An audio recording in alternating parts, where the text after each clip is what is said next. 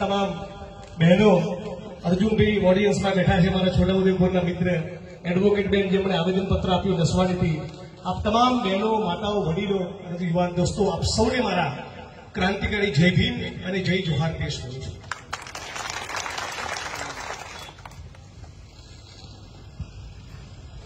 ગુજરાતની વિધાનસભાના મકાનમાં એક વખત માનનીય અધ્યક્ષને કહેલું કે માનનીય અધ્યક્ષશ્રી, તમે, હું, સત્તાધારી પક્ષના મિત્રો, અમારા પક્ષના ધારાસભ્યો, આપણે બધા જ જે ગુજરાતની વિધાનસભાના મકાનમાં બેઠા છીએ એ બાંસવાડાના, ડુંગરપુરના, ઉદયપુરના, પંચમહાલના, ગોધરાના, દાહોદના કડિયા મજૂરો લોહી પરસેવો છે. અહીંથી ગાંધીનગર પહોંચીએ ત્યાં સુધી રસ્તામાં જેટલી પણ બિલ્ડિંગો આવે, જેટલા પણ ભવન આવે, જેટલા પણ મલ્ટીપ્લેક્સ આવે, જેટલા પણ હાઈવે આવે, જેટલા રોડ રસ્તા જોઈએ, જેટલા ફ્લાયઓવર જોઈએ, જેટલી દુકાનો જોઈએ, જેટલી ઇમારતો જોઈએ, એ દરેકના મૂળમાં ક્યાંક ને ક્યાંક આદિવાસી કડિયા મજૂરોનો લોહીને પરસેવો રહેલો.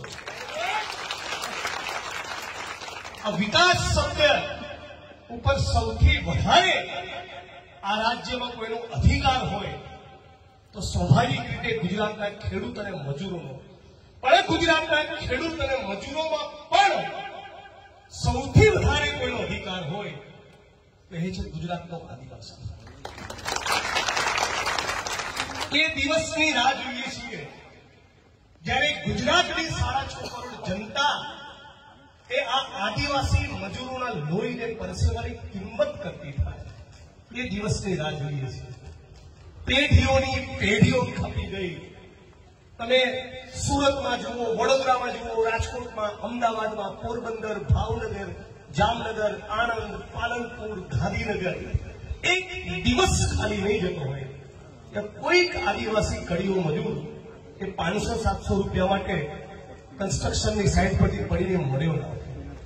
આખું ગુજરાત જેમ વાલ્મીકી સમાજનો સફાઈ કામદાર ગટરમાં ઉતરીને મરે અને ભાજપના પેટનું પાણી નથી, એમ આ કડીઓ મજૂર 500 રૂપિયા માટે પડીને મરે. સૌનો સાથ અને સૌનો વિકાસનો દાવો કરનારી સરકારના પેટનું પાણી નથી. કેમ? કદાચ એ ઓબીસી સમાજને, બીએનટી સમાજને, મુસ્લિમ સમાજને, દલિત સમાજને, આદિવાસીને, ખેડૂતને, શ્રમજીવીને એ માણસ જ નથી કરતા. આ વર્તમાન સરકારનું એક જ ચરિત્ર છે, ઉદ્યોગોની ચાપલુસી કરવી અને જનતાનો એકડો કાઢી નાખવો. આ એક જ ચરિત્ર છે. અત્યારે કેવડિયામાં આપણે જોઈ રહ્યા છીએ ફન, બધી મોટી મોટી જાત જાતની હોટલો બધી આવી રહી છે. છાતી આદિવાસીની, ધરતી આદિવાસીની, જમીન આદિવાસીની, અને બહારથી કંપની આવીને તાગડથી હુમલા કરે. જે પ્રમાણેનું ઉજળું ચરિત્ર સરદાર વલ્લભભાઈ પટેલનું હતું, આવો વિકાસ તો સરદાર વલ્લભભાઈ પટેલને પણ મંજૂર ના હોત. મને બરાબર યાદ છે,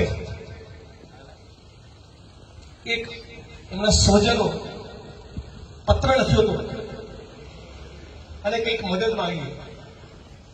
રાજુભાઈ સરદાર વલ્લભભાઈ પટેલે એવું કીધું કે હું દિલ્હીમાં કોઈ પદ ઉપર બેઠો હોય ત્યાં સુધી મદદ માંગવી કે અંગત કામ લઈ આવવું તો ભૂલી જજો, પરંતુ વિંધ્યાચળ પર્વત નહીં ઓળંગતા. આવું સરદાર વલ્લભભાઈ પટેલનું ચરિત્ર. એ સરદાર વલ્લભભાઈ પટેલને કદી મંજૂર ના હોત, કદી નહીં કે આદિવાસીઓનું સર્વનાશ કરીને આવા વિકાસના કાયદા કરવામાં આવે. આજે નસવાડીથી પેલા જ્યારે વાત કરી એડવોકેટ, 18 ગામની જમીન એક કંપનીને આપવા માટે પ્રાઇવેટ કંપની માપણી કરાવી રહી છે.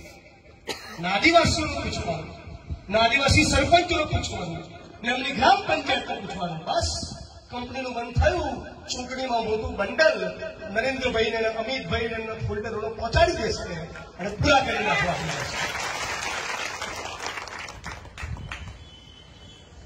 સરદાર સરોવર ડેમ બન્યો ત્યારથી અત્યાર સુધી આપણે હવે લોકો અમદાવાદમાં બેઠા બેઠા આંખ બંધ કરીએ આદિવાસી એટલે આંખ સામે કેવું દ્રશ્ય આવે?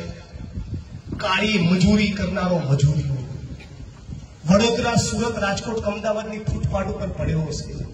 એની પત્ની અને બાળક સિમેન્ટની થેલી અને કપચીના ઢગલામાં એનું બાળક ઉછળતું હશે. જંગલ જમીનની સરહદની લાઈનમાં મામલતદાર ઓફિસની બહાર ઉભો હશે. આદિવાસી લઈ એનો કોઈ પોલીસ વાળા કસ્ટડીમાં લોકઅપમાં દલિત અને ડીએનટીની જેમ મારતા હશે. આદિવાસી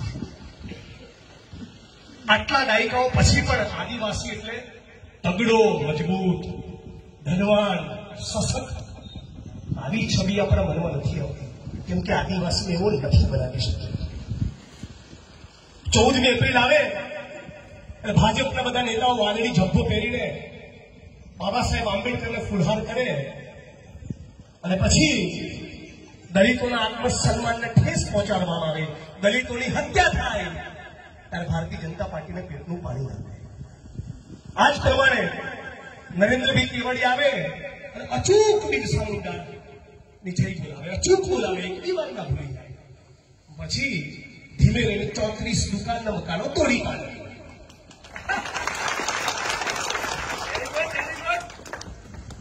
તો હે મારી બહેનો અને માતાઓ, હે યુવાન મિત્રો, હે વડીલો, તમે દાવો કરો, દાવો ખાલી જંગલ જમીનનો નહીં, આખા ગુજરાતનો દાવો કરો કે ગુજરાત તમારું છે. ખાલી કહેવા પૂરતો નારો ના લગાવો. શું કહીએ છીએ આપણે નારામાં? ભારત દેશ હમારા હૈ. શું તો આખો નારો? જય જોહાર કા નારા હૈ. ભારત દેશ હમારા તમારો જ છે, આપણો જ છે. આનો આખો દાવો કરો. પણ શું કર્યું? આ તો ધીમે રહીને આદિવાસીને પેલા વનવાસી બનાયા અને પૂરા કરી નાખ્યા. આદિવાસીને ધીમે રહીને પેલા વનવાસી બનાવી દીધા અને પછી ભાજપ અંદર ઘુસેડી દીધું. જંગલ જમીનનો કાયદો લાવ્યું કોણ? યુપીએની સરકાર, કોંગ્રેસ પાર્ટી કેન્દ્રમાંથી. ત્યારે સોનિયાજીના વિઝનના કારણે ફોરેસ્ટ રાઇટ્સ એક્ટ, વન અધિકાર ધારો, જંગલ જમીનનો કાયદો મળ્યો છે. પેસાનો અમલ કરો, બંધારણની 5મી અનુસૂચિનો અમલ કરો, ફોરેસ્ટ રાઇટ્સ એક્ટનો અમલ કરો, જંગલ જમીનના પટ્ટા પાવ બોલતા મને 15 વર્ષ થઈ ગયા. મેં પહેલી વખત જિંદગીમાં માઇક પકડ્યો છે, ભાષણ કરતા શીખ્યો છું, ત્યારથી હું બોલું છું. પેસા, જંગલ જમીન, 5મી અનુસૂચિ, પેસા, જંગલ જમીન, 5મી અનુસૂચિ, મને 15 થઈ ગયા. મારે સફેદ આવવા કશું જ ના થયું. તો આનો જવાબ શું છે? આનો જવાબ છે ઇન્કલાબ. તળિયા તોડી નાખો ભાજપના. ખૂણે ખૂણેથી, તાલુકેથી, જિલ્લેથી ભાજપનો સફાયો કરો. દાવો કરો કે 100માંથી 80-85 દલિતો, મુસ્લિમો, આદિવાસી, ડીએનટી, ઓબીસી, કિસાન, મજદૂર અમે છીએ.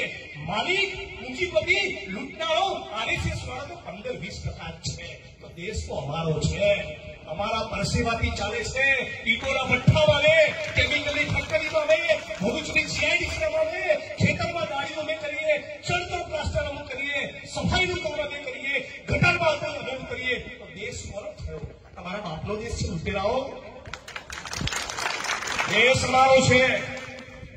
અને એટલે કહીએ છીએ કે જય જોહાર કા નારા હૈ, ભારત દેશ હમારા હૈ.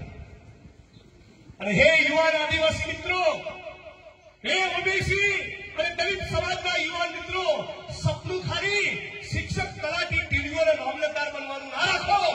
સપનું ક્રાંતિકારી બનવાનું રાખો. ક્રાંતિકારી. અને ટીડીઓ મામલતદારના પ્રાંત બન્યા પછી ઓબીસી, આદિવાસી, દલિત સમાજમાંથી આવનારા સરકારી બાબુ ભૂલશો નહીં. આ સમાજનું ઋણ ગુણચોર થઈ જાય છે. પીઆઈનો દંડો હાથમાં આવ્યા પછી, ડીવાયએસપી ને એસપી બન્યા પછી આ દલિત સમાજ, ઓબીસી સમાજ, આદિવાસી સમાજ યાદ નથી આવતો, સાહેબ થઈ જાય છે. આ સાહેબો રિટાયરમેન્ટનું 57મું વર્ષ શરૂ થાય એટલે ધીરે ધીરે આપણા ગામમાં આવશે.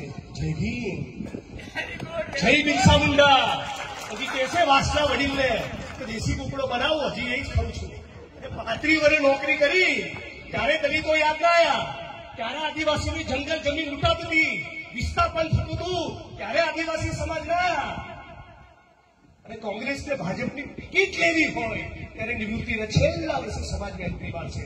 આ લોકોને પણ ઓળખ્યું કહેવું પડશે. બિરસા મુંડા હોય નહીં, ડોક્ટર બાબા સાહેબ આંબેડકરનું બંધારણ હોય નહીં, આ દેશનું સંવિધાન હોય નહીં, તો તમે સરકારી નોકરી ભેગા જ ના થયા હો. તમે કચકીના ઢગલામાં સિમેન્ટની થેલીઓમાં હો. જયપાલસિંહ મુંડા વિશે વાંચો, જેમ દલિત સમાજના એક ક્રાંતિકારી યોદ્ધા ડોક્ટર ભીમરાવ બાબા સાહેબ આંબેડકર થયા, એમ આદિવાસી સમાજનો એક બહુ મોટો આદર્શ, બહુ મોટા આઇકોન એ બિરસા મુંડાની સાથોસાથ જયપાલસિંહ મુંડા હતા. આંતરરાષ્ટ્રીય સ્તર ઉપર આખા ભારતનું નામ રોશન કર્યું, ખાલી આદિવાસી સમાજનું નહીં, આખા ભારતનું.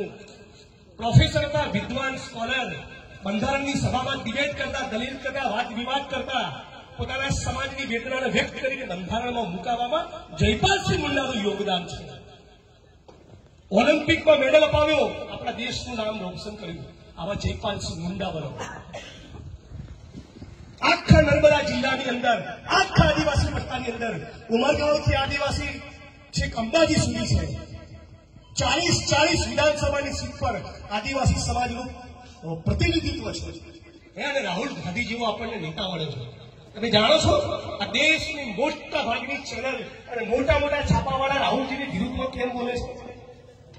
જાણો છો મને સત્ય હકીકત? 2010માં ઓરિસ્સાની અંદર નિયમગીરીના જંગલમાં વેદાંતા નામની કંપનીને આદિવાસીઓની મરજીની વિરુદ્ધ બોક્સાઇટનું ખનન કરવા માટે એક મોટો પ્રોજેક્ટ લાવ્યો હતો. એ પ્રોજેક્ટ નહીં થવા દીધો, એનું નામ રાહુલ ગાંધી. વિકાસના વિરોધમાં હતા એટલે નહીં, આખા ગુજરાતમાં 150 તાલુકામાં જીઆઈડીસીના યુનિટ કોંગ્રેસે રાખ્યા છે. અમૂલ ડેરી કોંગ્રેસે રાખી છે. આજે ગુજરાતનો જે ઔદ્યોગિક વિકાસ જોઈએ છીએ એમાં ભાજપ કરતા 1000% વધુ યોગદાન કોંગ્રેસ પાર્ટીનું છે. પણ રાહુલજી એ નિયમગીરીના જંગલમાં ગયા, મારા આદિવાસી સમાજ ગરીબોની મરજીની વિરુદ્ધ એની જમીન ઝૂંટવા નહીં દઉં, ભલે ગમે તેવી તોપ હોય. અને એના કારણે આદિવાસી સમાજ માટે સ્ટેન્ડ લીધું, આદિવાસી સમાજની પડખેઓ ભર્યા, જંગલ જમીન નહીં છીનવવા દઉં. ત્યારથી ઉદ્યોગપતિઓની લોબી જેના પૈસા ન્યૂઝ ચેનલમાં લાગેલા છે એ રાહુલ ગાંધી કોંગ્રેસ પાર્ટીની વિરુદ્ધ થઈ ગઈ. અને પછી જોયું કે આદિવાસીઓને, ટીએમસીને, મુસ્લિમને, દલિતને, આ ગરીબોને લૂંટવા હોય તો સૌથી મોટો વેપારી તો કે ગુજરાતમાં બેઠો છે, તો લાવો કે દેશમાં. પછી નરેન્દ્રભાઈ રહી ગયા. અત્યારે ઈસ્ટ ઇન્ડિયા કંપની નવેસરથી ભારતમાં પાછી આવે, આખા દેશનો લૂંટવો મેનેજર જોઈએ તો નરેન્દ્રભાઈ પહેલી અરજી લઈ જાય, હું બેઠો છું ને, બીજા ના લેતા. આ જે સંસાધનોની લૂંટ છે, આટલી બધી સંસાધનોની લૂંટ થતું હોય, આટલો બધો આક્રોશ જનતામાં પેદા થતો હોય તો શું કરવાનું? તો આદિવાસી વનવાસી બનાવી દો, દલિતોને મુસ્લિમોની સામે કરી દો, ભાઈને ભાઈથી લડાવો, આખા સમાજમાં ભારત માતાની છાતીમાં ભૂચીનો કરો અને લડનારો ગરીબ માણસ હિન્દુ અને મુસલમાનમાં વહેંચાઈ ગઈ. અને પછી મોટી મોટી કંપનીઓ આ સ્ટેચ્યુ ઓફ યુનિટીની અંદર મોટા 15,000 રૂમમાં ગુલાબી સ્કીન વાળા બધા પૈસાદાર માણસો આવે ને 15,000 રૂમમાં રહે, આપણે જાદુ મારવા જઈએ.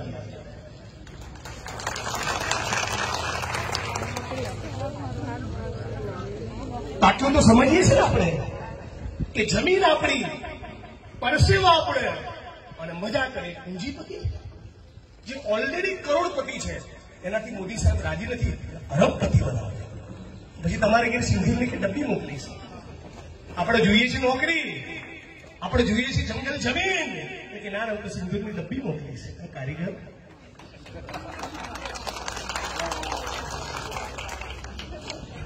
પણ તાળી પાડી અહીંથી છૂટા ના થતા. આ કોંગ્રેસ પાર્ટીની કારોબારીની મિટિંગમાં સંકલ્પ કરો કે ફરી શક્તિભાઈ, રાજુભાઈ, જિગ્નેશભાઈ, અનંતભાઈ આવે કે ના આવે, મારે નસવાડીમાં પેલી કંપનીને ઘૂસવા દેવાની નથી.